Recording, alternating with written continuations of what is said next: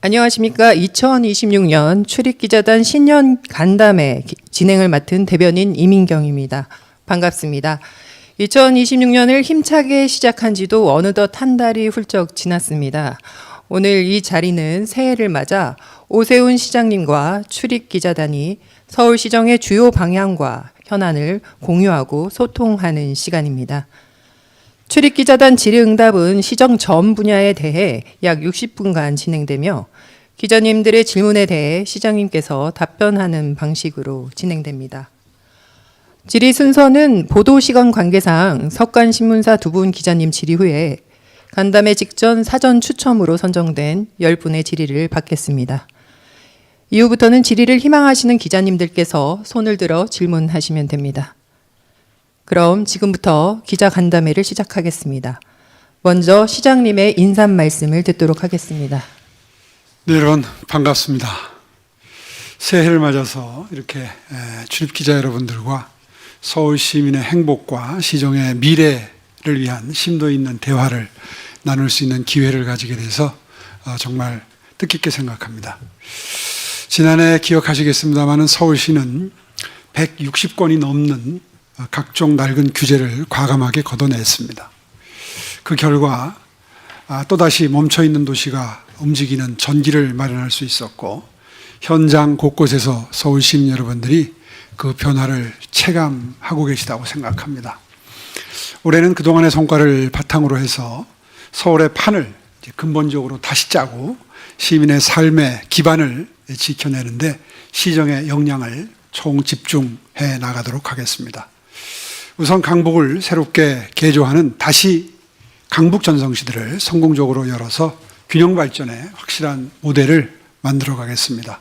또 아울러서 서울의 도시 경쟁력이 안타깝게도 5위로 올라서질 못하고 작년 연말에 6위에 머물렀는데 다행스러운 것은 5위와 격차가 매우 좁혀져서 근접했다는 사실입니다. 물론 라이벌 도시들도 가만히 있는 건 아니겠지만 조금만 더 노력하면 당초의 목표대로 글로벌 도시 경쟁력 5위에 올라설 수 있는 그런 해를 만들 수 있다는 자신감이 생겼습니다. 좀 더 열심히 뛰도록 하겠습니다. 저는 오늘 이 자리를 단순한 기자간담회가 아니라 시민 여러분들과 직접 마주 앉는 자리다 이런 마음가짐으로 이 자리에 왔습니다. 쓴소리도 또 여러분들의 날카로운 질문도 서울을 더 나은 도시로 만들기 위한 자산이라고 생각합니다. 여러분 오늘 주시는 의견 또 질문 경청해서 올 1년 동안 서울시를 운영하는데 자양분으로 삼도록 하겠습니다. 다시 한번 이렇게 함께 해주셔서 감사합니다. 고맙습니다. 네, 말씀 감사합니다, 시장님. 그럼 지금부터 질의응답 시간을 갖겠습니다. 우선 말씀드린 대로 헤럴드 경제의 손인규 기자님부터 질문해 주시기 바랍니다.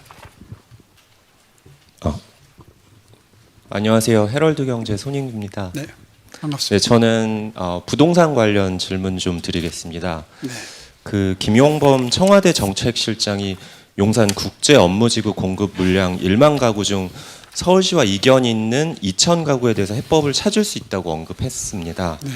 그 시장님은 최대한 양보해도 8천 가구라고 하셨고요.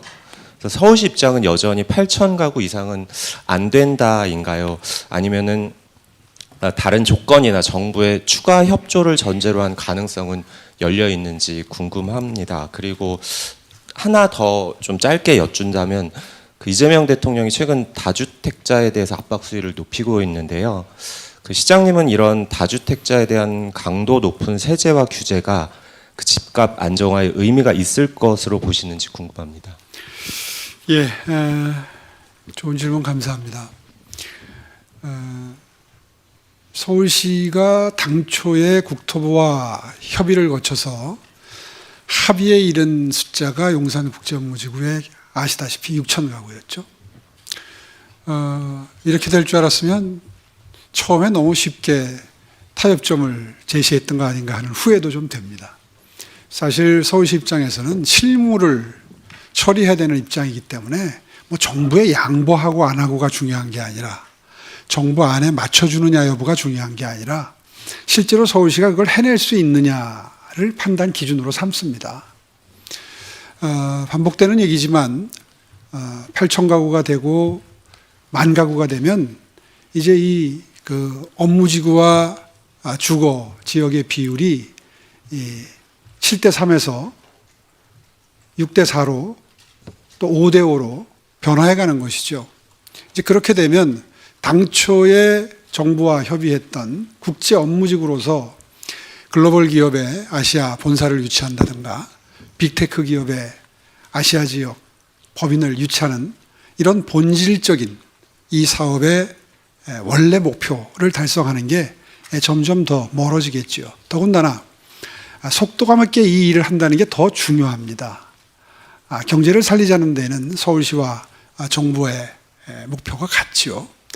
이제 그런 관점에서 8천 가구로 타협점을 모색해서 그 정도면 우리가 감당해 가면서 원래 예정됐던 진행 절차를 수년시키지 않는 범위 내에서 할 수 있겠다라는 의견을 제시를 했던 것인데 거기에 무슨 연유인지 굳이 2천 가구를 더 고집스럽게 보태서 발표를 했습니다. 이것은 타협의 문제라고 생각하지 않습니다.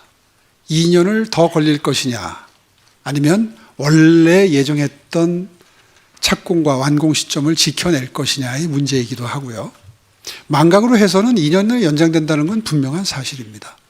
그 점을 가지고 정부와 계속 논의를 하겠습니다. 또 더군다나 지금 국토부 입장에서는 이 학교의 추가 설립 문제에 대해서 적지를 아직 찾지 못하고 있습니다. 저희들이 협의 과정을 쭉 지켜보니까 용산국제업무지구 내에서 학교 용지를 찾지 못하면 그 부근에서 찾겠다는 그 해법을 냈던 모양인데 그 부근이 어떤 곳인가를 자세하게 들어보니까 세 군데 다 실현 가능성이 높지 않아요. 한 군데는 유수지 위에 있고 한 군데는 정비구역 사업장 안에 있다는데 토지 확보하는 게 쉽지 않고 또 하나는 사유지인데 그거를 아마 매수에 응하지 않으면 수용을 해야 될 텐데 그 절차도 역시 시간을 필요로 하고 용이하지 않습니다. 이제 그런 사실은 전부 상세하게 보고를 국민께 드리지 않으면서 계속해서 교육청과 협의하겠다 이런 정도로 지금 넘기고 있는데 디테일을 들여다보면 사실 쉽지 않습니다. 실무적으로. 더군다나 그 지역 주민들의 반발도 지금 지켜보시는 것처럼 만만치 않죠. 이런 모습을 지켜보면서 일단 발표는 했으니까 그건 그대로 놓아둔 상태에서 계속해서 논의를 해 나가야 된다. 이 사안은 어느 지자체가 됐든 정부가 됐든 어느 일방이 양보를 하고 타협해서 될 문제는 아니다. 그래서 제가 이렇게 소상하게 설명을 드리는 겁니다. 다주택자에 대한 이재명 대통령님의 최근 잦은 언급이 있으십니다. 물론 일리는 있죠. 근데 제가 쭉 그동안에 이런 그 접근법에 대해서 연구를 해보니까 이런 식의 정부에서 내놨던 대책은 보통 한 2, 3개월 정도 효력이 있습니다. 정부에서 입법권을 갖고 있는 다수당이 뒷받침하고 있기 때문에 어떤 형태로든 이 법제나 세제를 바꾸어 가면서 다주택자를 압박하는 건 물리적으로 가능할 겁니다. 그렇기 때문에 최근에 물량이 좀 나오고 있죠. 그러나 이것이 지속 가능한 정책이냐를 놓고 생각을 해보면 이건 시장의 본질과는 반하는 정책임은 분명합니다. 이제 그렇기 때문에 지속 가능성에 대해서 회의를 표하는 것이죠. 특히나 이 단순 다주택 소유자와 임대 사업자는 구분을 해야 된다는 게 평소 제 지론입니다. 부동산도 하나의 재화임은 분명하고요. 어떤 재화든 공급을 충분히 해야 되는데 공급을 오히려 억제하고 위축시키는 정책은 길게 보면 지속 가능하지 않습니다. 주택을 짓는 사업자도 중요하지만 그걸 공급해서 그 과정에서 이윤을 추구하는 기업들이 분명히 있는 것인데 이런 기업들의 이윤 추구 동기를 충분히 자극하고 오히려 유인해내서 많은 주택을 공급할 수 있는 사회적인 분위기를 만드는 시장 질서를 만드는 것이 지속 가능한 긴 안목의 정책이지, 바람직한 정책이지, 이걸 단기적으로 몇 달 내에는 효과를 본다고 해서 그런 정책을 구사하게 되면 반드시 부작용과 역기능이 따른다 하는 게 시장론자인 저의 견해입니다. 네, 다음으로는 문화일보 이승주 기자님 질문해 주시기 바랍니다. 예, 안녕하세요. 문화일보 이승주 기자입니다. 정치 분야 관련 질문 하나 드리겠습니다. 지금 장동혁 국민의힘 대표 체제 관련해서 국민의힘이 국민들에게 많은 실망감을 안겨주면서 당이 시장님 5선 도전의 최대 리스크라는 얘기가 여기저기서 나오는데 정부 여당의 연이은 실책에도 불구하고 이대로라면 수도권 선거는 물론이고 지방선거에서 야당이 참패할 수도 있을 것이라는 시나리오가 현실로 다가오고 있습니다. 국힘이 장 대표 체제가 되기 전에는 뭐 여론조사에서 시장님이 다른 경쟁자들을 좀 이기는 걸로 많이 나왔는데 한동훈 전 대표 제명 이후에는 여당 주자들이 앞서는 조사도 연이어서 나오고 있는데 일단 장 대표와 국민의힘이 과연 이대로 괜찮은지 평가를 좀 부탁드리고요. 국힘이 자중질환의 모습을 보이는데 이렇게 되면 시장님을 좀 어떻게 대응을 하실 것인지, 뭐 일각에선 탈당설 얘기도 나오는데 어떤 그림을 그리고 계신지 궁금합니다. 네, 뭐 여러 가지 말씀들이 나오고 있다는 거 잘 알고 있고요. 그러나 본질을 직시해야 됩니다. 이제 선거는 다가오고 있는데 저는 장동혁 지도부의 과욕이 빚는 부작용이다 이렇게 생각합니다. 그러니까 양립할 수 없는 두 개의 가치를 함께 다 보듬어서 선거를 치르겠다. 한마디로 윤석열 전 대통령의 계엄을 잘못됐다고 하는 분들이 계시고 그때 당시의 상황에서는 필요했다라고 보는 분들이 계시는데 이 두 분들은 양립할 수 없는 분들이거든요. 그런데 이 두 카테고리를 다 보듬어 안고 선거를 치르겠다. 이건 과욕이죠. 그런 현 지도부의 노선에 대해서 우려를 포하는 겁니다. 이걸 이제 일각에서는 뭐 수구화돼 간다, 뭐 극우화돼 간다 이런 표현도 쓰지만 본질적으로 보면 계엄을 바라보는 시각의 상반된 그 차이, 이것을 어떻게든 모두 다 잃고 싶지 않다는 장동혁 지도부의 과욕이 빚은 지금 지지율 하락을 우리는 지금 목격하고 있습니다. 제가 그 입장을 분명히 해서 넓은 민심의 바다로 나아가자, 중도 외연 확장의 길로 나아가자라고 하는 뜻을 모를 리 없습니다. 그 점에 대해서 당 지도부가 충분히 고민을 하고 그리고 언행일치로 보여주어야 한다. 말로만 탈윤을 하겠다, 전륜을 하겠다라고 해서 국민들이 믿을 수는 없는 노릇이죠. 그런 관점에서 안타까움을 표시하고 있는 거고요. 저는 이제 선거가 넉 달 정도 앞으로 다가왔습니다.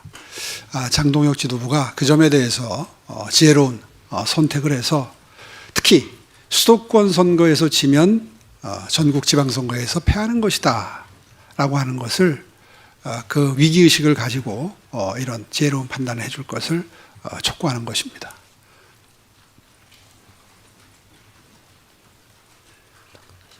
네, 그럼 지금부터는 간담회 사전 추첨으로 선정된 기자님들께서 추첨 순서에 따라 질문해 주시겠습니다.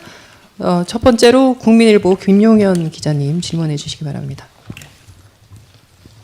네, 국민일보 김용헌입니다. 저는 그 감사의 정원 관련해서 질문 드리겠습니다. 국토교통부가 어제 감사의 정원 공사중지 명령 사전 통지를 했고 김민석 총리도 국회 대정부 질의에서 공개적으로 서울시가 절차를 어겼다고 지적을 했습니다.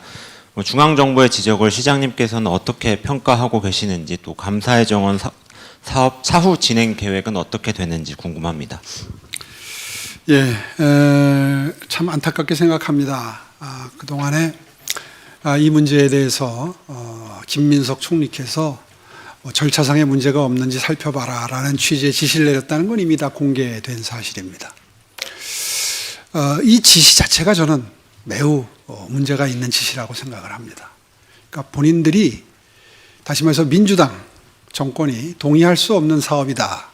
그러니 어떻게든 절차적 하자를 찾아내서 중단시키겠다라고 하는 결론을 정해놓고 각종 법규를 본인들의 해석에 갖다 맞춘 그런 결과를 어저께 공표했다고 생각을 합니다. 참 안타깝게 그지없습니다. 사실 처음에 이 연혁을 생각하면 다 기억하실 겁니다. 처음에 광화문 광장에 태극기를 만든다는 발표를 했었습니다. 그것은 광화문 광장을 만들어 놓고 보니 거기에 조선시대의 역사만 있다라고 하는 안타까움이 있었습니다. 세종대왕의 애민정신과 이순신 장군의 호국정신만 있을 뿐이지 민주공화국인 대한민국의 정체성은 광장에 그 어떤 상징물도 찾아볼 수 없다라고 하는 비판도 있었습니다. 거기에 부응해서 가장 대한민국의 정체성을 보여줄 수 있는 게 태극기라는 판단을 했었는데 태극기를 좀 높이 세운다라고 하는 데 대해서 여론이 꼭 호의적인 것만은 아니어서 그것을 이 자유민주적 기본 질서라고 하는 헌법 가치를 대한민국의 정체성을 보여줄 수 있는 상징물을 만드는 것으로 방향을 전환했었고요.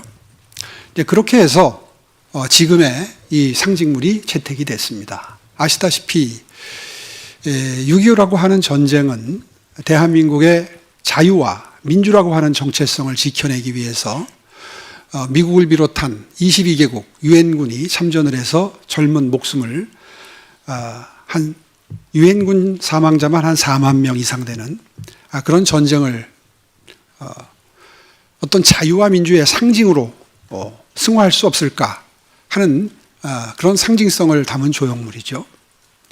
그것을 밭두로총이다 이렇게 폄하를 하고 있는데 뭐 좋습니다. 그것까지는 뭐 비판하는 입장에서 그런 표현을 쓸 수 있는데 어쨌거나 자유와 민주라고 하는 대한민국의 정체성을 조형물로 상징화한 그 공간을 어떻게든 막겠다라고 하는 데는 이념이 개입됐다고 생각을 합니다. 뭐 그 자세한 설명은 더 이상 드리지 않겠습니다. 다만 이번 일을 국토부에서 이렇게 발표하는 과정에서 저는 국토부 공무원들이 참으로 안쓰럽습니다. 어떻게든 법적 하자를 찾아내기 위해서 애쓰는 것이 피부로 느껴졌습니다. 사실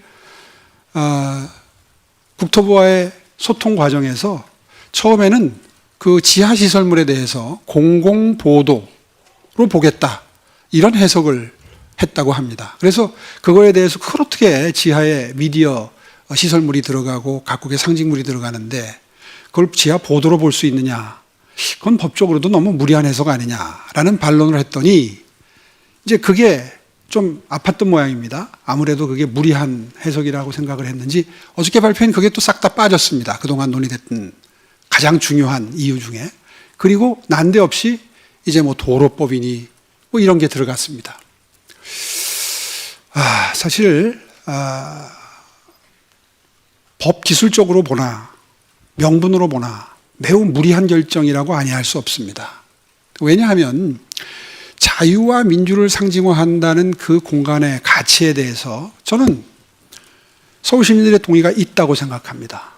서울시민들이 뽑아준 시장, 서울시민들이 뽑아주신 시의회에서 모든 절차를 다 밟았고 예산도 확보를 했습니다. 그렇다면 이렇게 합법적으로 진행되는 절차를 그 디테일에서 약간의 문제가 있다고 그래가지고 그걸 공사를 중지시키겠다고 나서는 것은 누가 보아도 과도한 직권 남용이라고 볼 수밖에 없습니다. 또 이 실시계획을 확정하고 고지하는 권한도 서울시장에게 있습니다. 그 절차에 대한 권한이 서울시장에게 있어요. 그렇다면 혹시라도 백보를 양보해서 절차상 미비점이 있다면 그 미비점을 보완해서 하라라고 하는 게 정부의 아마 상식적인 입장일 겁니다. 그 권한이 서울시에 있으니까요. 그런데 공사를 중지시키겠다. 이것은 목표를 정해놓고 수단을 거기다 맞춘 것이죠. 결코 합리적인 법 집행이 아니죠. 더군다나 무리한 것은 2009년도에 광화문광장을 조성하고 2021년, 22년에 광화문광장을 확장을 했는데 그때는 요번에 만드는 이 상징물보다도 몇십 배, 몇백 배 큰 사업이었습니다. 시설물 개수도 많고 사이즈도 컸습니다. 그때에 비해서 이것은 굉장히 경미한 겁니다. 그런데 그 중앙광장을 처음에 2009년도에 만들고 21년, 22년도에 확장 공사를 할 때에도 이런 실시계획을 확정하거나 고시한 적이 없습니다. 그때는 가만히 있다가 이번에 굳이 규정을 이잡듯이 찾아내서 실무적인 미비점이 있다. 이렇게 얘기하는 걸 보고 어떤 국민이 그걸 이해할 수 있겠습니까? 이것은 권한의 남용도 매우 심각한 권한의 남용인 것이죠. 만약에 정부가 민간인에게 이런 무리한 행정행위를 한다면 아마 그 행정행위의 대상이 된 일반인도 저항을 할 겁니다. 그런 걸 헌법은 저항권이라고 합니다. 무리한 법 집행에 대해서는 일반 국민도 저항을 하는 셈이죠. 더군다나 서울시는 민선 자치정부입니다. 시민들에 의해서 선택된 자치정부에 이런 식의 과도한 직권 남용을 행사하게 되면 서울시도 저항권을 행사할 수밖에 없죠. 물론 그런 일이 벌어지지 않길 바랍니다. 아직까지 공사 중지 명령이 내려오지 않았기 때문에 자제하기를 바라고요. 자제를 촉구합니다. 정체성이 다르고 당의 이념이 다르다고 해서 이런 식으로 법 기술적으로 문제를 만들고 폭압적인 행태를 보이는 것은 앞으로도 바람직한 전례가 되지 않았으면 좋겠습니다. 네, 다음으로는 서울경제 박창규 기자님 질문해 주시기 바랍니다. 네, 저 서울경제 박창규 기자입니다.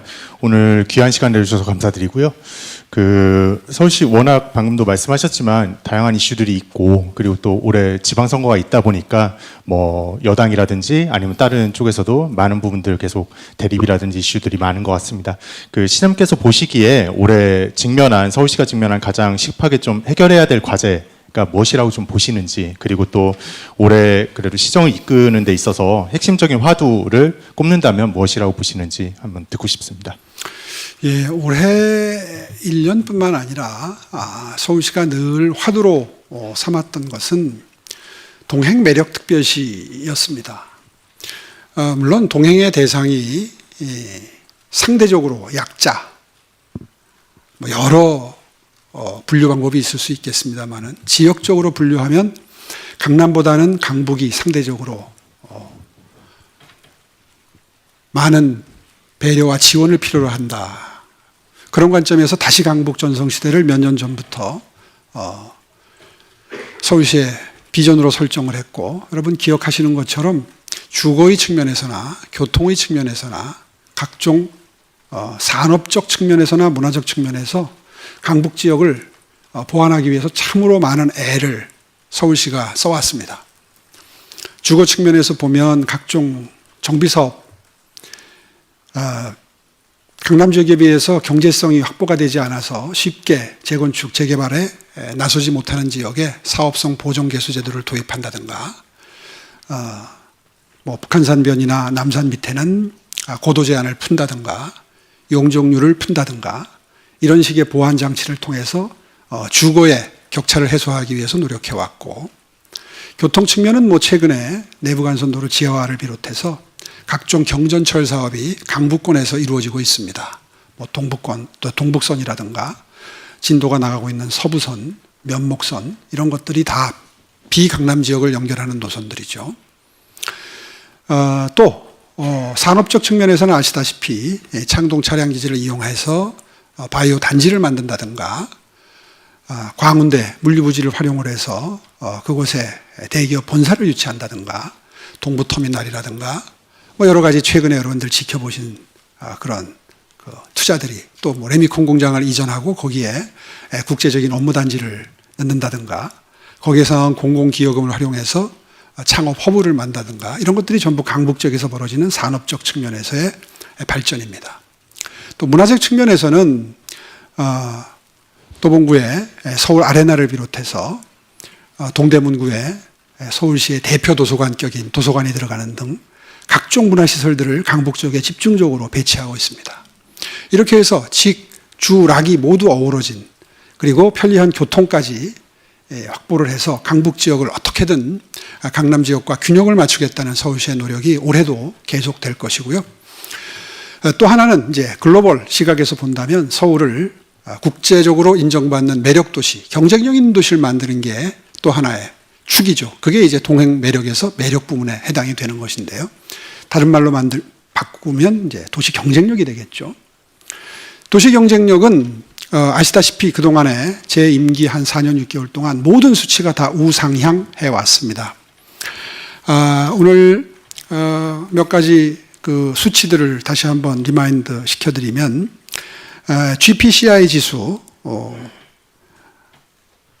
2021년도에 8위가 작년에 아까 언급했듯이 6위로 올라섰고 그 다음에 커니 글로벌 도시지수 GCI는 17위에서 12위로 5계단 올랐고 글로벌 도시전망 GCO는 31위에서 2위로 29계단이 올랐습니다. 이게 아주 크게 기대되는 대목이죠. 잠재력을 보는데 뮌헨에 이어서 세계 두 번째로 그 잠재력을 크게 높게 평가한 이것이 저에게 매우 큰 힘이 됩니다.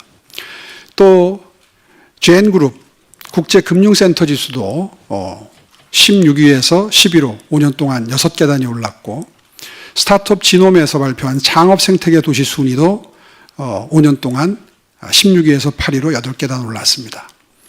또 세계에서 유학하기 좋은 도시 순위도 2계단이 올랐습니다. 뭐 이런 식의 그동안에 상대적으로 순위를 객관적으로 수치화한 계량화해서 평가하는 순위들이 모두 오르고 있는 추세에 있는 것은 굉장히 고무적이고 미래를 밝게 전망할 수 있는 근거가 됩니다. 그러나 저는 아직도 배가 고픕니다. 이런 순위들이 더욱더 올라서 모든 관점에서 어떤 시각에서 보더라도 글로벌 탑5에 안착하는 것이 저의 최종적인 목표고요.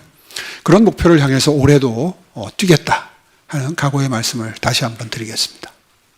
네, 다음으로 OBS의 황다인 기자님 질문해 주시기 바랍니다. 네, 시장님 오늘 시간 내주셔서 감사합니다. OBS 황다인입니다. 정치 현안 질문 한 번 더 드립니다. 시장님의 차기 행보 여쭤보지 않을 수 없을 것 같은데요. 야권에서는 여전히 시장님을 차기 서울시장 유력 인물로 보고 있는데 아직 공식 출마를 선언한 인물이 없는 상황에서 시장님께서는 출마 여부를 언제쯤 혹시 정리해서 밝히실 계획이신지 궁금합니다. 현직 시장이 그 출마 선언 날짜 태길이 큰 의미가 있을 것 같지는 않은데 아직 좀 이르다는 판단을 하고 있습니다. 당의 경선 공고도 나오지 않은 상태에서 지나치게 서두를 이유는 없다고 생각하고요. 최근 들어서 자꾸 이제 아까 질문하셨던 대로 당내 지도부 노선과 다른 입장을 개진하다 보니까 이런저런 호사가들의 정치 분석가들의 다양한 그런 분석이 나오고 있는데 제 마음은 방금 전에 제 의지를 밝힌 걸 보면서 아마 느끼셨을 겁니다. 저 사람은 글로벌 탑5 만드는데 미쳐있구나. 서울을 지키는데 미쳐있구나. 강남부 균형 발전을 하는데 미쳐있구나. 라는 생각을 자연스럽게 하셨을 텐데요. 아마 그런 저의 오늘 드리는 말씀으로 충분히 제 서울을 지키겠다는 의지를 확인하실 수 있지 않을까 그렇게 생각합니다. 네, 다음으로 채널A의 김승희 기자님 질문해 주시기 바랍니다. 네, 안녕하세요. 저 채널A의 김승희라고 합니다. 지난 주말에 정원호 성동구청장님께서 이제 서울시장 출마를 선언하면서 이 북콘서트에서 이제 다른 의원님들이랑 같이 이 한강버스에 대한 공격적인 발언을 많이 했는데요. 이 자치구와 협의 없이 강행하면서 시민들에게 불편과 고통을 줬다. 라는 식으로 표현을 했습니다.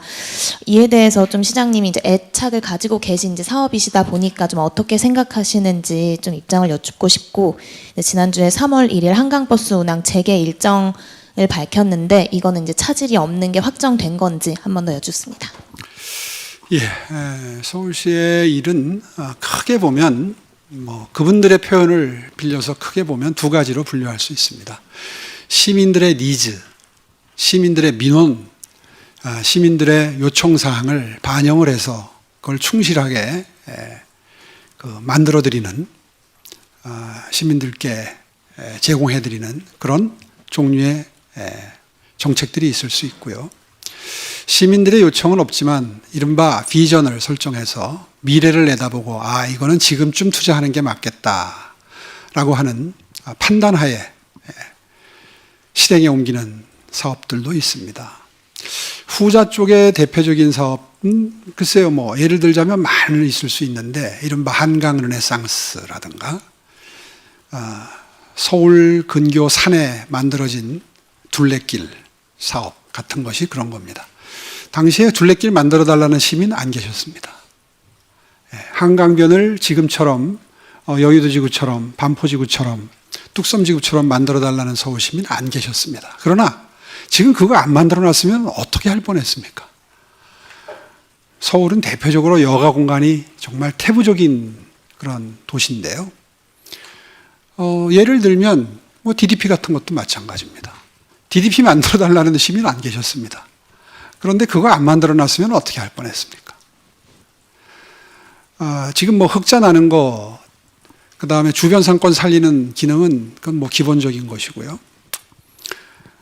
랜드마크 건축물로부터 만들어지는 도시의 브랜딩 효과. 다시 말해서 NYT 같은 매체가 꼭 가봐야 되는 건축물, 전 세계적으로 꼭 가봐야 되는 건축물, 한국을 방문하면 꼭 방문해야 될 스페이스로 DDP를 꼽은 지 오래됐습니다. 한국을 찾는 관광객들은, 서울을 찾는 관광객들은 필수 방문 코스가 되다시피 해요.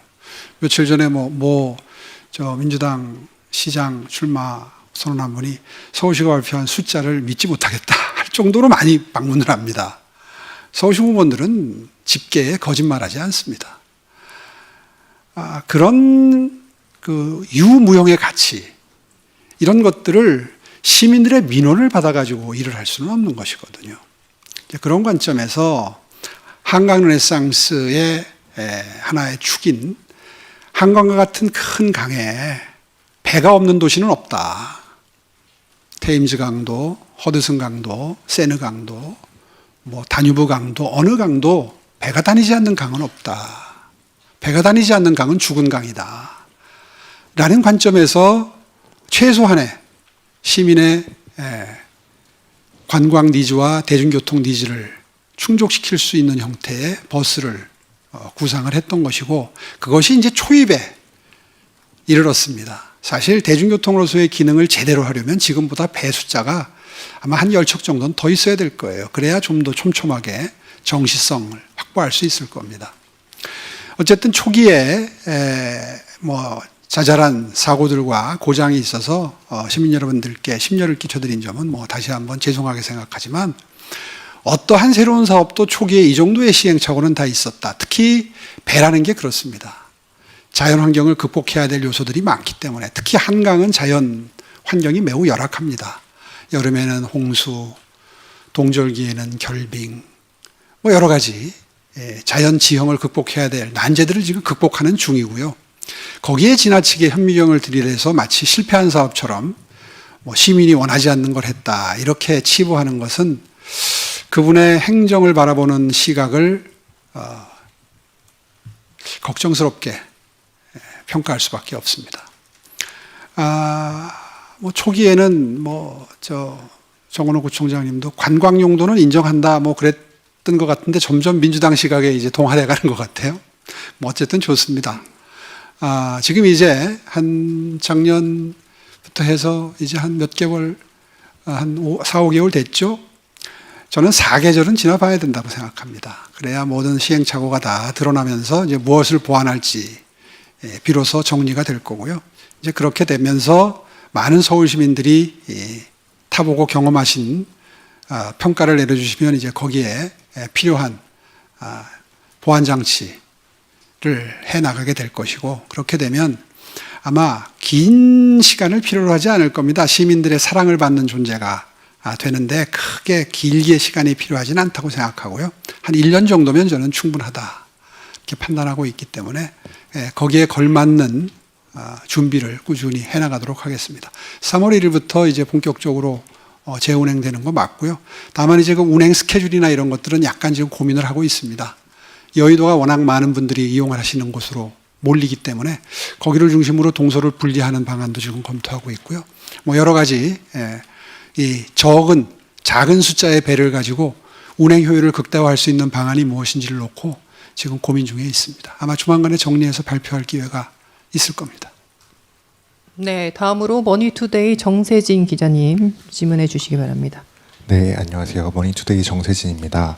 그 앞서서도 조금 언급을 해주셨는데 정원호구청장 관련 질문인데요. 지난 3일 성동구의 그 3표 레미콘 계획 현장을 방문하셨을 때 시장님께서 사전 협상제를 안 써서 10년을 허비했다라고 말씀을 또 하셨었고, 당시에 이제 정구청장이 쓴 책을 직접 봤는데 지역 발전을 이야기하면서 서울시 역할을 언급하지 않았다라고도 하셨고, 그 서울시내 파업에 따른 버스 중교운제 관련 해법을 두고도 정구청장과 이제 다른 의견으로 좀 대립을 하고 계신데요. 시장님께서 지난해 말에는 이제 저희 기자단 상대로 다른 민주당 시장 후보들은 식견의 한계가 있지만 정구청장은 차별화되는 입장을 보인다라고 평가하셨었는데, 여전히 그런 정구청장에 대한 평가, 긍정적 평가가 유효하신 것인지 아니면 좀 변화가 있는 것인지 말씀 부탁드립니다. 네, 역시 민주당이구나라는 생각을 지울 수가 없습니다. 지금 뭐 몇 가지 예를 들어 주셨는데 그분의 한계를 드러난 몇 가지 사례를 지금 예를 드셨다고 생각합니다. 3표 레미콘 공장은 박원순, 정원호 두 분 시장구청장님 시절에 충분히 해결할 수 있는 단초를 마련할 수 있었습니다. 사실 제가 1기 시장 시절, 그러니까 2008년, 2009년도에 사전협상제도와 공공기여제도를 창안을 해서 당시에 이제 첫 적용 대상지로 시도했던 게 이 3표 레미콘 부지였거든요. 아시다시피 그때 현대가 사옥을, 본사를 이 3표 레미콘 부지 성수동으로 옮길 계획을 세우면서 서울시에 110층 초고층 빌딩을 제안을 했고, 거기에서 아마 원래 구상했던 협상대로 진행이 됐다면 공공기여도 거의 지금 이 GBC, 삼성동 GBC를 참작하면 아마 한 2조 정도는 받아낼 수 있었을 거라고 생각이 들고, 당시만 하더라도 제도가 그렇게 받아내는 공공기여금이 그 건축물, 그 시설물 근처에 다 투자되도록 돼 있거든요.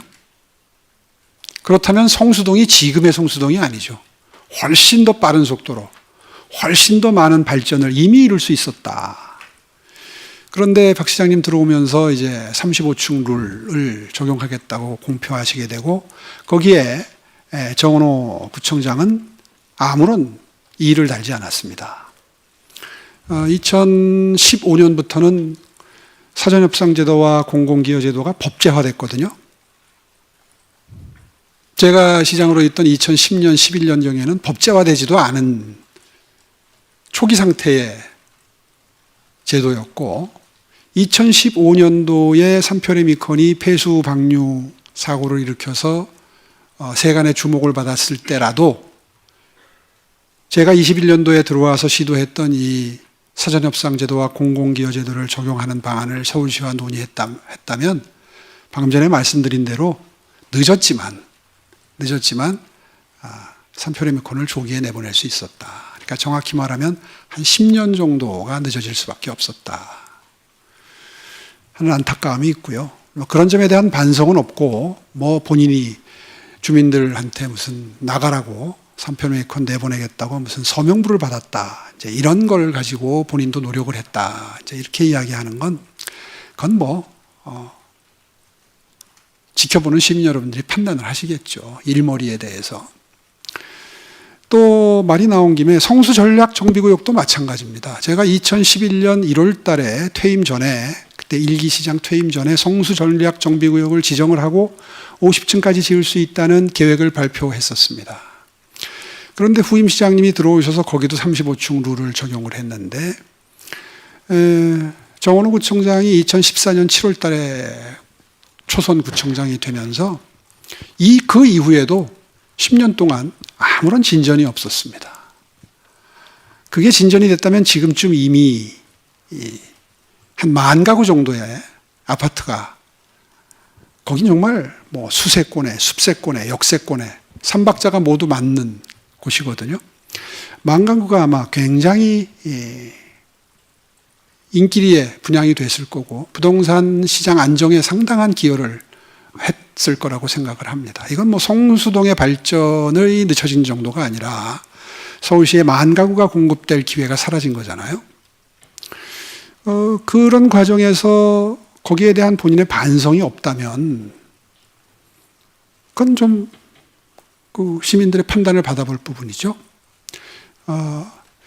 이런 예를 들 게 많습니다. 아까 버스 부분도 마찬가지고요. 버스 부분도 본인이 설명하는 게 있고 저희 파악해 보니까 또 그 실체는 그렇지 않더라고요.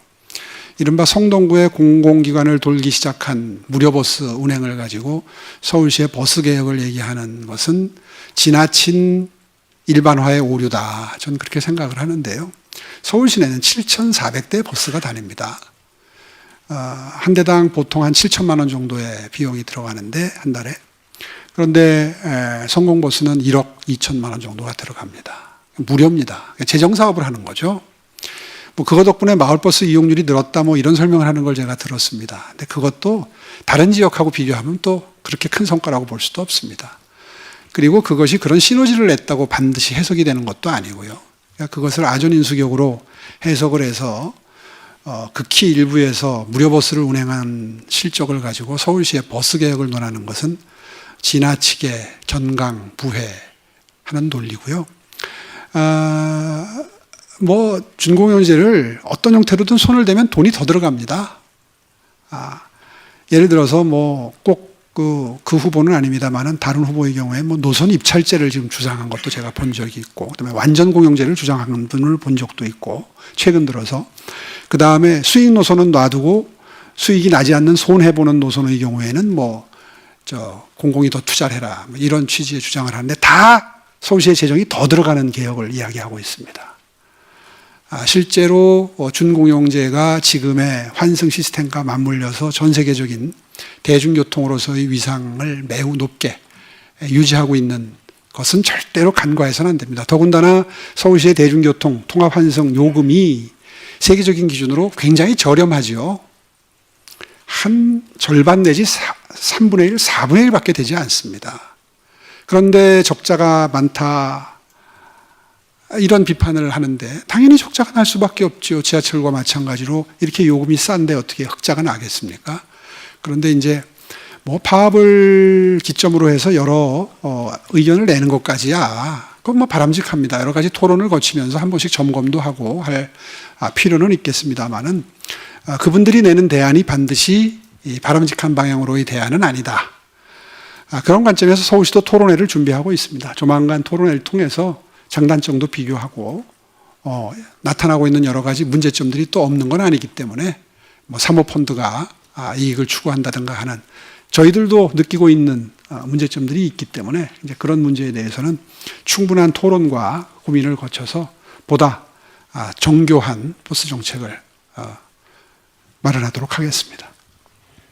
네, 다음으로 코리아타임스의 정민호 기자님 질문해 주시기 바랍니다. 안녕하세요. 저도 지선 관련 질문 드리겠습니다. 현행법은 외국인도 일정 요건을 갖추면 지선에서 투표를 할 수 있게끔 허용하고 있습니다. 외국 국적자들에게 투표권을 주는 것이 적절한지에 대한 우려가 있는 게 사실입니다. 외국인 투표권에 대해 시장님의 입장이 궁금하고요. 제도 개선이 필요하다고 생각하시는지, 만약 그렇다면 완전 폐지부터 일정 거주 기간 의무화, 상호주의 고려 등 여러 가지 방법이 있을 텐데 구체적으로 어떻게 바뀌는 게 적절하다고 보시는지 궁금합니다. 감사합니다. 예, 뭐 원론적인 말씀을 드리자면 투표권이 있으려면 기여도 해야 되지요. 권한만 줄 수는 없는 거 아닙니까? 책임과 의무도 해야 권한을 드릴 수 있는 거죠. 첫째 요건이. 이제 그러자면 서울에 뭐 세금을 내고 있다든가 예를 들면 대한민국에 기여하는 바가 있어야 될 거고요.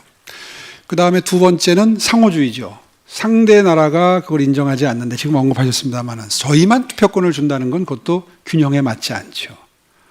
예. 뭐 그런 몇 가지 조건이 법제화돼야 될 거로 생각이 됩니다. 그런 의미에서 좀 다듬을 부분이 있다. 저는 평소에 그렇게 생각을 정리하고 있습니다. 네. 네, 다음으로 동아일보 한재희 기자님 질문해 주시기 바랍니다. 예, 안녕하십니까. 동아일보 한재희 기자라고 합니다. 오늘 이렇게 시간 내주셔서 감사하고요. 저는 이제 선거를 앞두고 이제 4년간 임기가 이제 마무리가 되어가고 있는 와중에 조금 시장님께서 생각하시기에 4년 동안 이거는 내가 생각해도 좀 잘한 행정이었다 이렇게 생각하는 거 한 가지 꼽아주시면 좋을 것 같고, 또 반대로 이거는 내가 봐도 좀 약간 부족한 부분이 있었다 한 가지 또 꼽아주시면 너무 감사할 것 같고요. 그리고 한 가지 또 정치 관련해서 간단하게만 여쭤보고 싶은데, 최근에 이제 국힘 지도부 향해서 이렇게 대립각을 세우고 여러 말씀하신 것 관련해서 어떤 분께서는 또 이제 당권 경쟁을 뭐 염두에 댔다 이런 얘기도 하셨어요. 근데 그거에 대해서 좀 이렇게 말씀은 아직 충분히 이렇게 안 해주신 것 같아서 그것도 한번 질문을 여쭙고 싶습니다. 예, 가장 보람 있는 부분이 있다면 잘했다기보다도 보람 있다 이렇게 표현을 좀 바꿔보면 전 약자와의 동행이라고 생각합니다. 제가 정치를 하는 이유 중에 가장 큰 이유가 나중에 회고했을 때 많은 분의 인생이 서울시정으로부터 비롯되어서 긍정적인 방향으로 바뀌었다. 이런 역사적인 평가를 받고 싶다는 생각을 자주 합니다. 그래서 여러분들 다 아시는 약자동행 지수라는 걸 제가 직접 지시를 해서 3년 전에 만들었죠. 전 정말 보람 있게 생각합니다. 이게 전 세계 최초라는 거. 어떤 후임자가 와도 이 시스템을 아마 폐기하기 어려울 겁니다. 명분 때문에라도 그렇고요. 너무나 좋은 제도예요. 계속해서 사회적 약자를 보듬어가면서 다른 정책들을 통합의 정책을 해나가야 된다는 관점에서 절대로 포기할 수 없는 가치라고 생각합니다. 뭐 구체적인 정책으로는 이제 뭐 서울 런도 있고 뭐 희망의 인문학도 있고 온기창고 동행식당도 있고 뭐 예를 들자면 한도 끝도 없지만 외로움 없는 서울도 있고 이런 정책들이 전부 이 철학의 바탕에서 전 세계 최초 내지는 정말 큰 평가를 받고 전국으로 시행이 되는 이런 현상으로 번지고 있는 것, 이것이 아마 제가 가장 보람 있게 느끼는 부분이다 이렇게 요약해서 말씀드릴 수 있겠고요. 지난 4년 6개월을 회고하면서 가장 안타까운 거 많습니다. 아쉬운 거 많은데 제일 아쉬운 건 사실 서울시의 올림픽 유치를 성사해내지 못한 겁니다. 정말 안타깝습니다. 저는 이 브랜드 이미지라고 하는 것에 경제 효과를 굉장히 높게 평가하는 편인데요. 민주당의 시장 후보들은 이 점을 굉장히 간과해서 전부 전시행정이라고 표현을 써요. 그런데 이제 그 점에 대한 이해가 좀 부족하다고 생각하고요. 이 올림픽 유치 같은 것도 서민 생활과는 밀접하지 않지만 서울시의 브랜드 가치를 단기간에 극대화하는데 굉장히 큰 도움이 되는 그런 정책 수단이라고 생각합니다. 그런 관점에서 서울시가 올림픽 유치 도시로 선정되지 못한 것은 참으로 아쉽습니다. 그리고 그 시스템도 좀 이번 기회에 고민을 해봐야 됩니다. 이건 사실 국민적인 축제고 나라 발전에 도움이 되는 전기를 마련할 수 있는 그런 정책적 접근이 필요한데, 이걸 각종 종목 단체장들의 투표로 결정하는 현행 시스템이 과연 가장 바람직한 결정 시스템인가, 이거에 대해서도 이번 기회에 다시 한번 좀 숙고가 이루어졌으면 좋겠습니다. 각 종목 단체에 유치하려는 도시에서 지자체에서 뭘 해주겠다 뭐 이런 식의 선거운동을 해서 결정할 일이냐 이게. 어차피 올림픽을 치르게 되면 모든 종목 단체가 다 혜택을 입게 될 텐데. 그래서 그 점이 참 아쉬운 점으로 아직도 남아 있습니다. 아직도 늦지 않았습니다. 그 정부에서 지혜로운 그런 판단을 해서 지금 다들 알고 계시겠지만 지금 전북에서 서울시와 거의 공동 개최 수준의 요구를 계속 해오고 있어요. 분산 개최라는 명목으로. 저희는 다 오픈마인드 했습니다. 다 동의했고 긍정적으로 다 할 수 있도록 해드렸는데 문제는 이번에 밀라노 동계올림픽에서도 보지만 거리가 떨어져 있으니까 비판이 나오잖아요. 국제사회에서. 이게 실무적으로 어렵거든요. 두세 시간씩, 서너 시간씩 이동하는 거리에 있는 도시들이 함께 올림픽을 치른다는 게 결코 국제사회로부터 이 올림픽 유치 도시를 결정하는데 높은 점수를 받기가 쉽지 않습니다. 유치하는데 그만큼 어려움이 있는 거죠. 그 점이 참 저는 지금도 매우 아쉬움으로 남아 있습니다. 다시 또 아까 질문했던 내용으로 돌아가서 분명하게 말씀해달라는 취지의 질문이 있으셨는데 아까 말씀을 정확하게 드린 것 같은데 부족하다고 그러시네요. 서울시장을 하면서 당권을 할 수 있나요? 동시에? 저는 서울을 지키겠다는 말씀을 분명히 아까 드렸는데 아마 이변은 없을 겁니다. 그 정도로 짧게 답변 드리죠. 네, 다음으로 JTBC 이자연 기자님 질의해 주십시오. 네, 시장님 안녕하세요. JTBC 이자연입니다. 방금 전에 약자와의 동행 큰 보람으로 꼽아주셨는데요. 좀 그런 의미에서 여권에서 연초부터 그 전장현 만나고 대화하는 모습 계속 보이고 있어서 그런 차원에서 좀 질문을 드립니다. 1역사 1동선 마무리됐다고 하는데 리프트 남아있잖아요. 이 부분에 대해서 어떻게 생각하시는지, 그리고 김영배 의원 비롯해서 장애인 일자리 복원 약속했는데 이거 현실성 있다고 보시는지, 그리고 전장현 관련해서 시장님께서 내놓으실 안이 있으신지 이렇게 여쭤보고 싶습니다. 정치의 계절, 선거의 계절이 돌아오니까 전반적인 큰 흐름은 도외시한 채 그 중에서 이제 몇 가지를 집중적으로 부각을 해서 문제 제기를 하는 행태라고 저는 생각을 합니다. 실제로 장애인의 교통 접근성에 대해서 서울시는 그동안 매우 진심이 담긴 정책들을 펼쳐왔고요. 전 세계에서 1역사 1동선, 그것도 서울처럼 거미줄처럼 연결되어 있는 지하철망이 매우 높은 평가를 받고 있는 대도시에서 1역사 1동선을 확보한 도시는 제가 알기로 없습니다. 그런 점에서 이런 상황에서 서울시의 장애인 정책을 폄하하는 것은 그건 선거용이다. 선거용 과장법이다. 이렇게 단호하게 말씀드릴 수 있고요. 더군다나 1역사 1동선에서 그치지 않고 워낙 거미줄처럼 얽혀 있기 때문에, 그리고 동시에 건설한 지하철이 아니기 때문에 같은 역에서도 이 동선이 꼬여 있어가지고 환승하는데 시간이 너무 오래 걸리는 그 역사들이 있잖아요.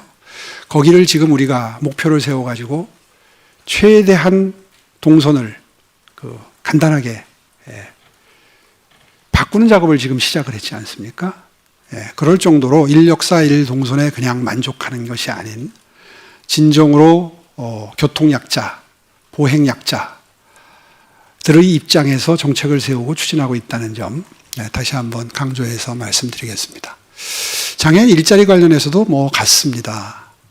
전임 시장님 시절에 권리 일자리다 이런 이름을 붙여가지고 일당을 지급하게 되면 그 일당이 시위에 참여한 분들께 지급되는 권리 중심 일자리다. 이런 일자리를 일자리라고 카운트를 했던 시절이 있었습니다.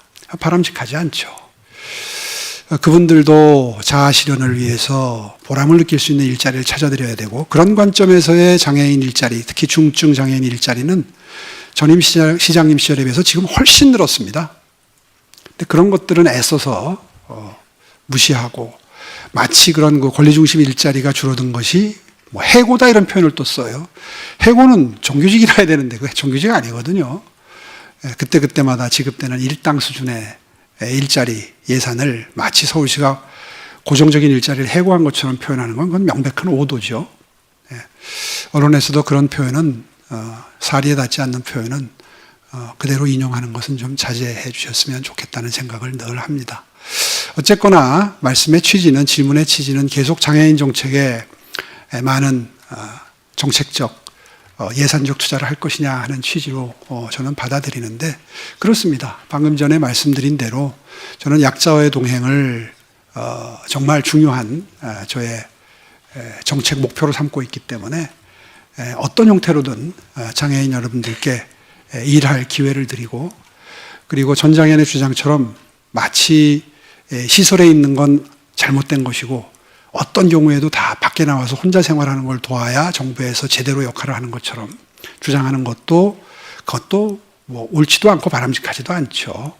가족들의 바람이라는 것도 있을 수 있고, 또 장애인 개개인의 선택도 다를 수 있는데, 마치 본인들이 정해놓은 정답만 오로지 그 방향으로 가야 되는 것이 올바른 것이냐 주장하는 전장현의 모든 주장을 다 받아들이는 게 장애인 정책의 기준인 걸로 본다면 그건 잘못된 판단 기준이다.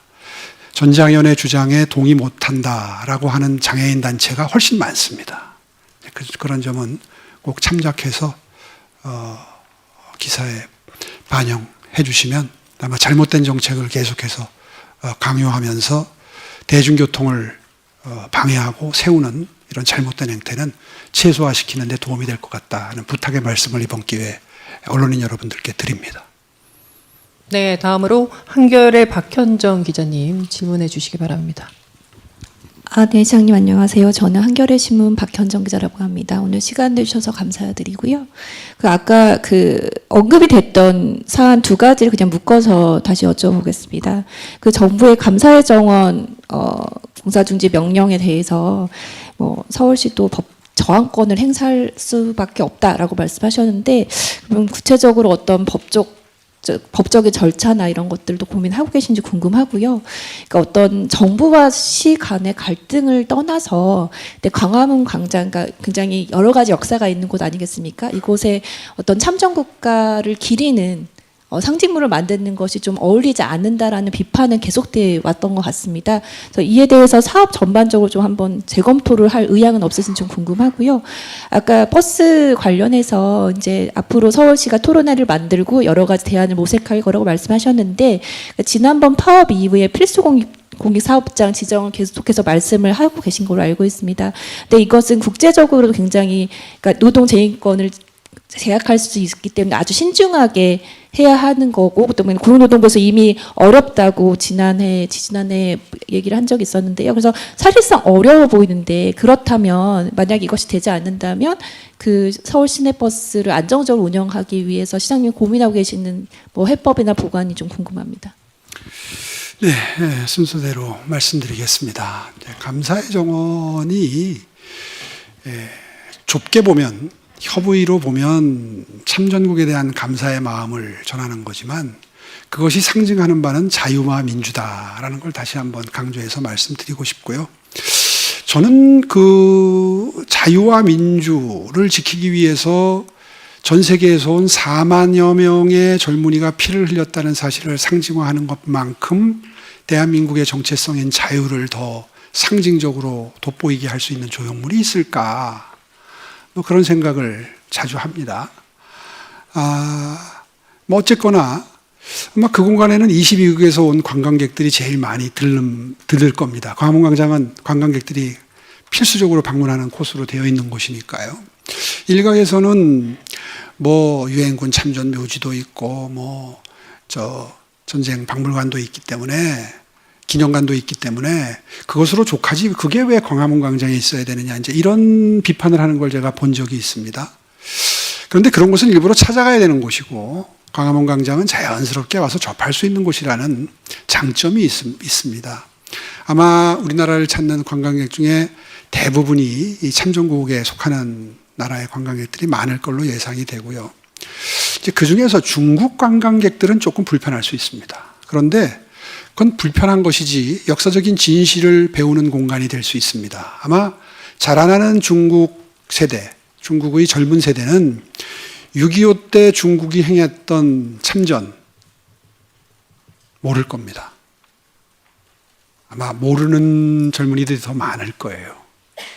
그분들이 오셔서 처음에는 충격도 받고 하겠지만, 아, 이게 엄연한 역사적인 진실이구나라는 것을 알 수 있는 공간이 되지 않을까?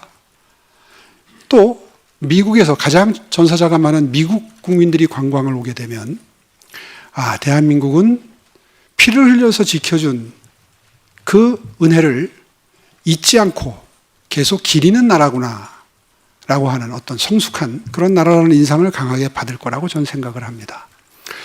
이제 이러한 디테일까지 얘기를 드리는 것은, 저는 아무리 생각해봐도 감사의 정원이 국제사회에 발신하는 메시지가 상당히 건강하고 바람직한 메시지가 될 것이다. 그리고 대한민국의 정체성을 이거 이상 더 분명하게 보여줄 수 있는 조형물은 없다. 라는 판단을 하고 있고요.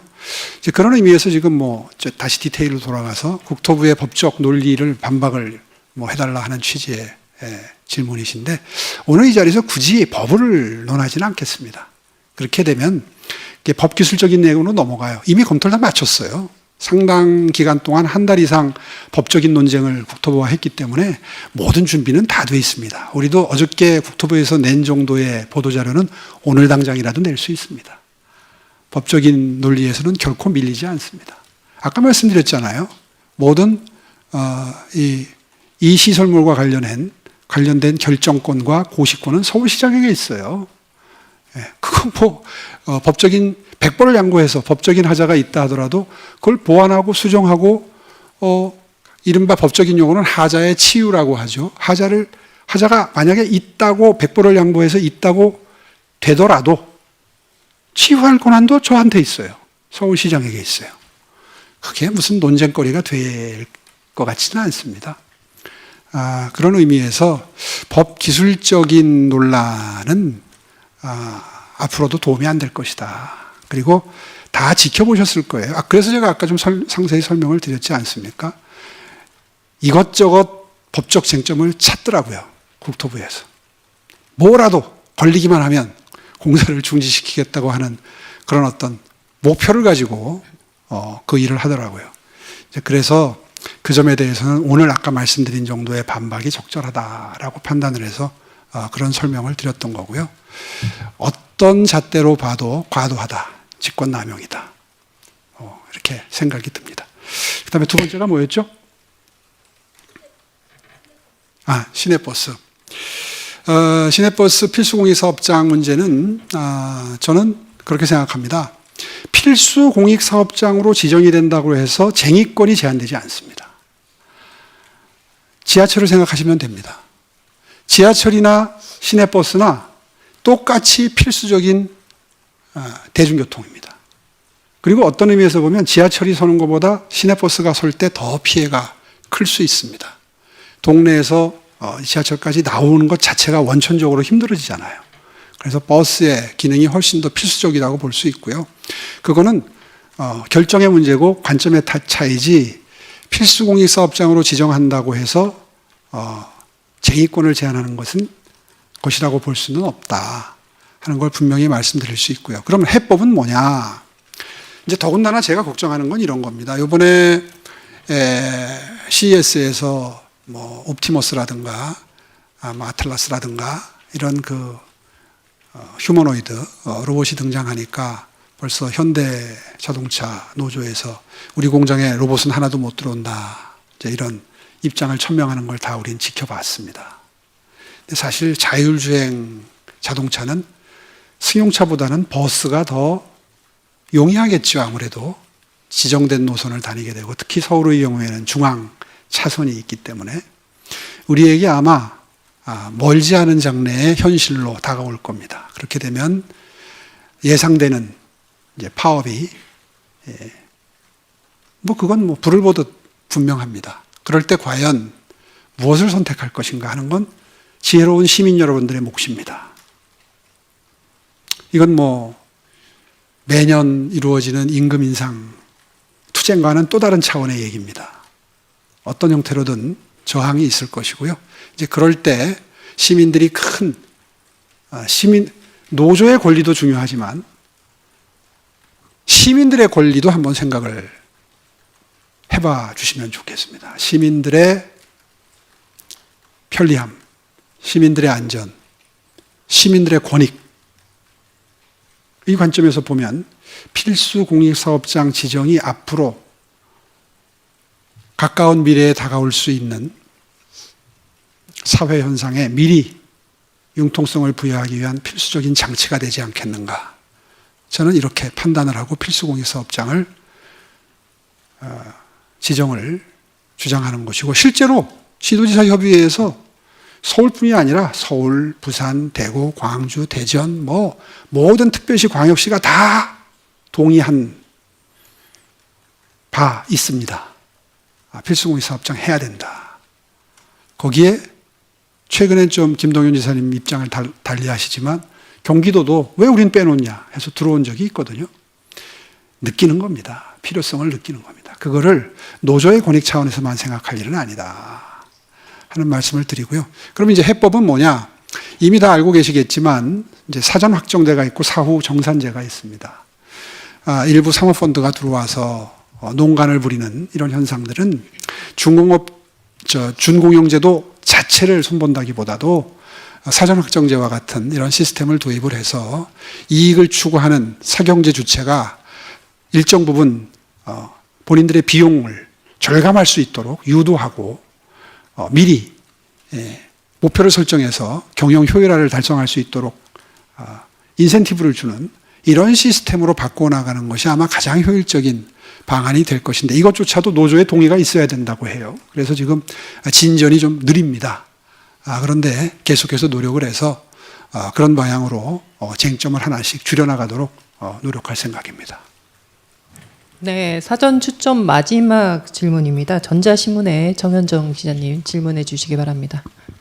네, 안녕하세요 시장님. 전자신문 정현정 기자입니다.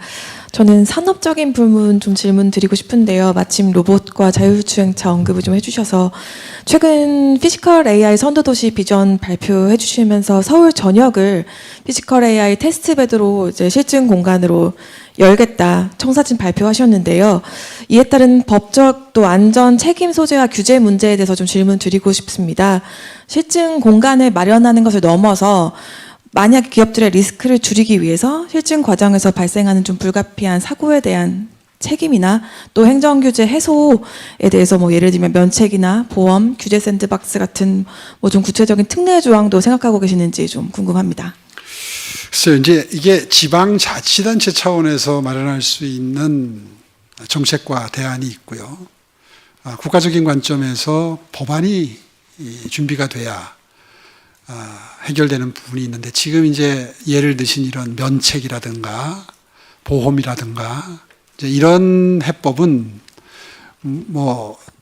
당연히 국가적인 차원에서의 해법 마련이 필요한 분야 아니겠습니까? 이제 그런 의미에서 서울시가 저지난주에 발표했던 실증 사업에 대한 적극적인 지원, 테스트베드를 하는데 네거티브 시스템을 도입해서 원칙적으로는 허용을 하는 걸 원칙으로 하고 아주 예외적인 경우에만 실증 사업이나 테스트가 제약되도록 하는 것, 이런 정책적 의지를 담아서 지금 디테일을 가다듬고 있고요.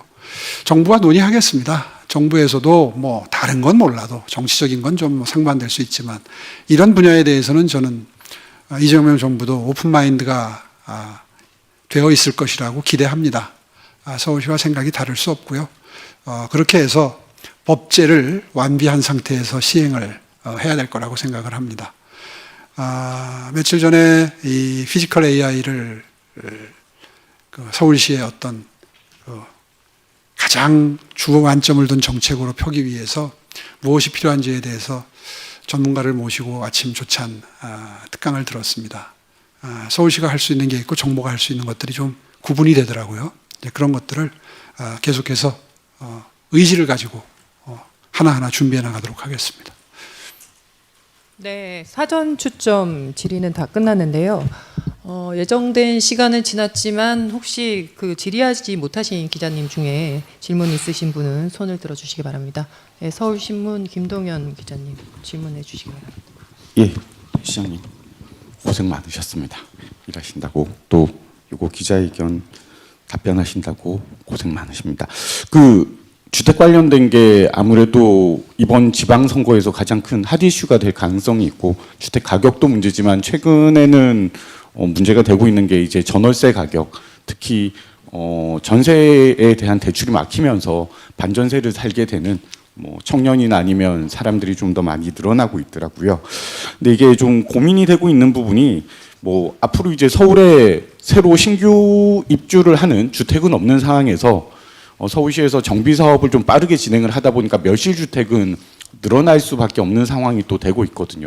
그러면 가격은 뭐 어쨌든 여러 가지 규제로 할 수가 그 매매 가격은 규제를 할 수가 있겠지만 이 전세라든지 월세처럼 임대 시장 자체가 되게 불안하게 움직일 가능성이 있고 이게 실질적으로 시민들의 삶을 위협하는 요인이 될 수 있을 것 같습니다. 시 차원에서 이런 부분들 좀 어떻게 관리해 나갈지 고민하시거나 좀 이런 구상이 있으시면 말씀해 주시면 감사하겠습니다. 네, 참 중요한 지적을 해주셨습니다. 그런데 질문하신 게 절반은 맞지만 절반은 좀 틀릴 수도 있는 얘기입니다. 무슨 말씀이냐 하면 재건축, 재개발과 같은 정비 사업을 동시에 발진시켜가지고 예를 들면 뭐 저희가 18년 6개월 걸리던 걸 지금 12년으로 줄여놨잖아요. 이 12년 동안 쭉 동시에 발진해서 모든 한 400개 가까운 단지가 동시에 진행된다 그러면 지금 말씀하신 그런 부작용이 예상이 됩니다. 그런데 진도 나가는 게 다 다르거든요. 어디는 추진위원회 단계고 어디는 조합 단계고 어디는 관리처분 단계고 어디는 사업시행 인가 단계고 어디는 철거 단계 어디는 착공 단계 어디는 완공 단계 다 와 있거든요. 이미 이주 단계에 와 있는데도 그래서 올해 중에 몇 가구다 지난번에 발표한 거 있지 않습니까? 그러니까 이게 무슨 얘기냐 하면 한쪽에서는 지어지고 완공되고 한쪽에서는 또 이주하고 철거하는 단계에 동시에 병존할 수 있기 때문에 이쪽에서 지어지고 있는데 이쪽에서 이주할 필요가 있는 분들은 이쪽으로 들어가고 그래서 제가 선순환 생태계를 자주 언급하는 겁니다. 그러니까 모든 사업이 무리 없이 자연스럽게 물 흐르듯이 진행되면 걱정할 게 없어요. 그런데 이게 병목이 생기면 문제가 생깁니다. 어느 단계에서 어느 단계 이상 못 나가는 단지들이 생기는 거예요. 그러니까 지금 당장 대출 제한 때문에 혹은 조합원 지위 양도 때문에 특정 단지가 움직이질 못하고 더 이상 진도를 안 나가게 되면 이게 몇 년 뒤에 이런 충노를 야기하면서 오히려 부동산 시장을 자극하고 전월세 시장을 줄여서 오히려 매물 잠김 현상 때문에 오를 수 있는 이런 부작용이 생기기 때문에 지금 애절하게 국토부에 계속 정비사업이 지장받지 않도록 해달라라는 질문을 반복적으로 그런 그 요청을 반복적으로 하고 있는 겁니다. 어쨌거나 지금 잘 질문을 해주셨는데 이 정비사업만큼은 국토부에서는 아마 알고 있을 거라고 저는 생각해요. 근데 민주당이 생각을 바꿔야 됩니다. 정비사업에 대해서 정비사업이 완성이 되면 보수화된다. 정비사업이 완성이 되면 기득권층이 되기 때문에 민주당 성향에서 뭐 성향이 정치 성향이 바뀐다. 이거에 대한 잘못된 그릇된 어떤 고정관념 이것을 탈피하지 않으면 앞으로도 계속 정비사업에 대해서는 도와주지 않는 방향으로 정부의 정책이 흐를 수밖에 없고 그렇게 되면 불행하게도 지금 정부가 발표한 수도권 6만 2천 가구 아무리 열심히 공급한다고 실행을 해봐야 결국은 서울에서 승부가 날 터인데 서울에서 올해 이주하기로 된 8만 7천 가구 이주시켜주는 게 가장 좋은 공급 방법이다. 아까 방금 전에 설명드린 대로 이런 병목이 생기지 않도록 하는 게 가장 부동산 가격을 안정화시키는데 결정적인 변수가 되는 트리거다. 이런 말씀을 다시 한번 드립니다. 네, 추가로 더 질문하실 분이 있으신가요? 저쪽에서 또 한번 매일경제 정석한 기자님 질문해 주시기 바랍니다. 예, 매일경제 정석환입니다. 이번 선거 관련해서 질문드리려고 하는데요. 최근 한 방송 프로그램에서 이제 이번 지방선거의 대표 주자는 서울시장이라고 말씀하신 적이 있는데 뭐 항상 이제 시장님께서 치른 모든 선거가 중요하셨겠지만 이번 선거의 중요성을 좀 더 강조하시는 느낌이 듭니다. 그래서 이렇게 말씀하신 배경이 따로 있는지 그리고 이번 선거에서 만약에 시대 정신이라는 게 있다면 좀 어떻게 생각하시는지 그 부분 말씀 부탁드립니다. 이번 선거의 시대 정신, 왜 서울이 중심인가?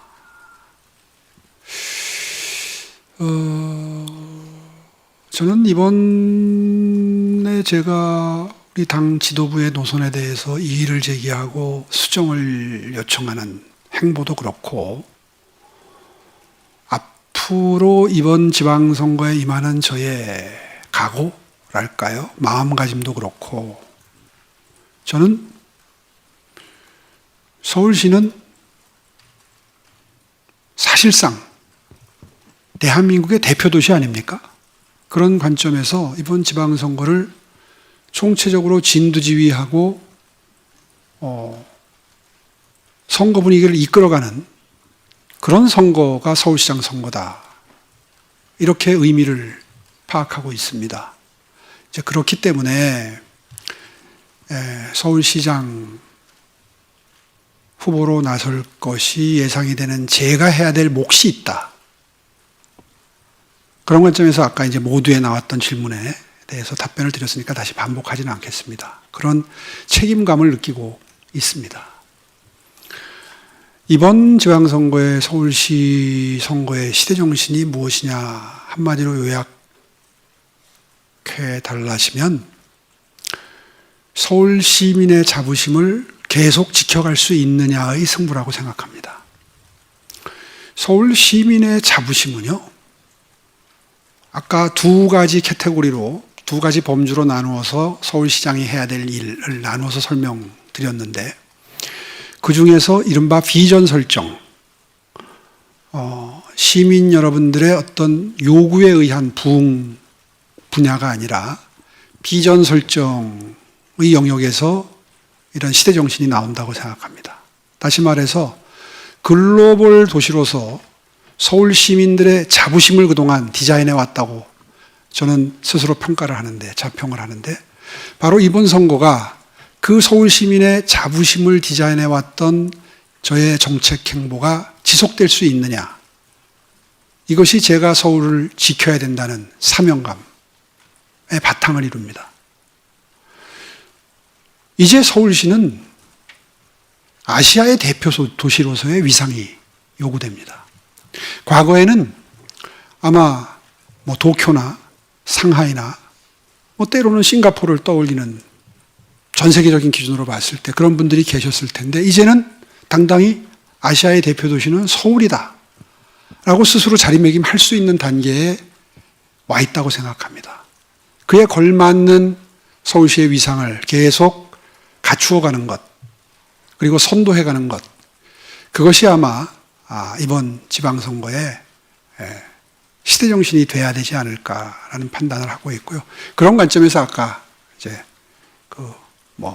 글로벌 도시 순위나 이런 것들을 제가 좀 상세하게 언급을 했던 겁니다. 네, 다음으로 혹시 더 추가로 질문하실 분 있으신가요? 제가 오른쪽하고 왼쪽 그룹에서 한 분씩 말씀드렸는데, 저 가운데 그룹에서 아주경제 박자연 기자님.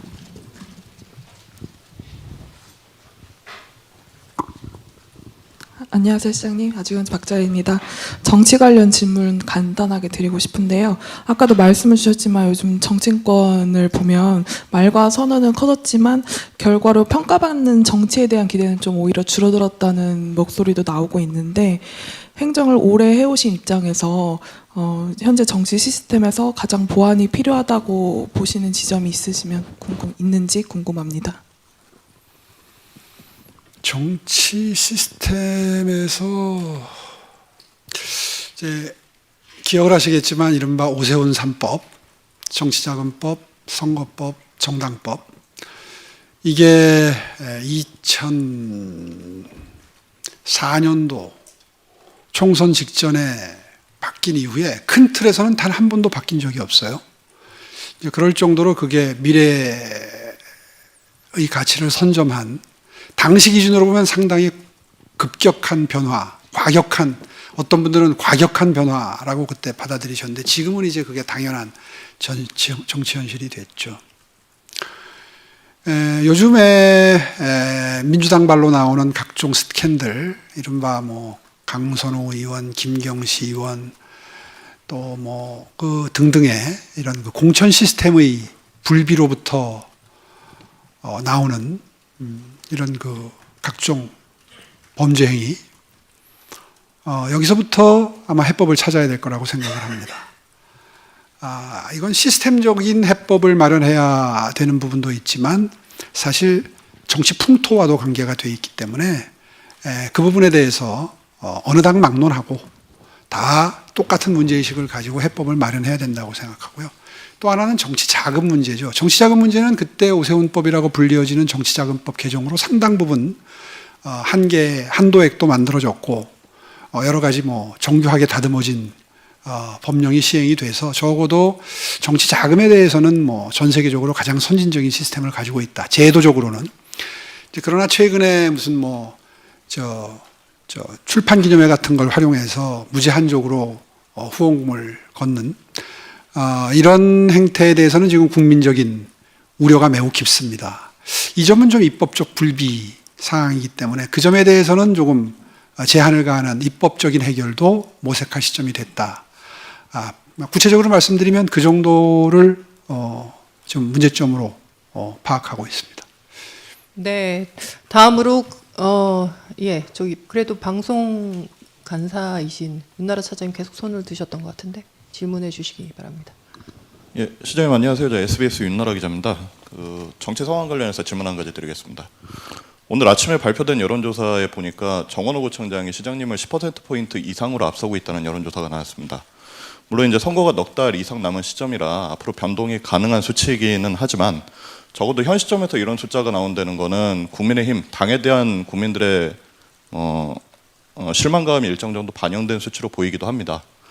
지금 국민의힘이 국민의 삶과 무관한 문제로 내용을 겪으면서 당이 국민들에게 어떤 비전을 제시하거나 대안이 못 되고 있다는 비판이 많은데 그 시장님께서는 당 중진으로서 당이 국민들에게 어떤 비전을 제시해야 한다고 보시고 그리고 시장님은 어떤 비전을 제시하고 싶은지가 일단 궁금하고요. 그리고 오늘 나온 여론조사 포함해서 여론조사에 대해서도 평가 한번 부탁드리겠습니다. 예, 뭐 어떤 비전을 제시해야 되느냐에 대한 질문은 오늘 1시간 지금 한 20분 정도 계속 이야기를 해왔기 때문에 새롭게 거기에 더 보탤 부분은 없는 것 같습니다. 뭐 시대 정신까지 말씀이 나왔으니까요. 그 답변으로 대신하고요. 여론조사 부분에 대해서는 다 제 책임입니다. 제가 부족해서 그렇게 나오는 거죠. 반성하겠습니다. 엄중하게 지켜보겠습니다. 네, 예정된 시간이 많이 지났는데요. 꼭 하셔야 되는 연합뉴스 황재하 기자님. 네.